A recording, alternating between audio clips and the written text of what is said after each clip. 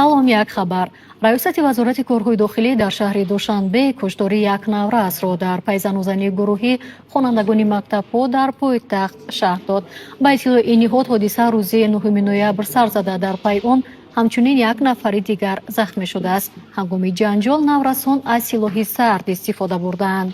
ҳодиса бар сари баҳси лафзӣ дар шабакаҳои иҷтимоӣ миёни ду хонандаи мактаб сар зада, сипас онҳо дар маҳаллаи 65-уми Душанбе муноқишаи гурӯҳӣ ташкил карданд. раёсати вазорати корҳои дохилӣ дар шаҳри Душанбе мегӯяд, ҳоло гумонбар дар ҳабси пешакӣ қарор дорад ва нисбаташ парвандаи ҷиноятӣ боз шудааст.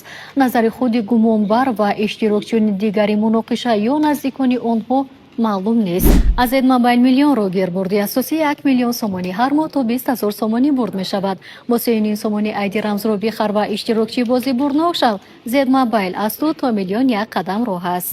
хабарҳои бештар дар телеграм канали Азия Плюс.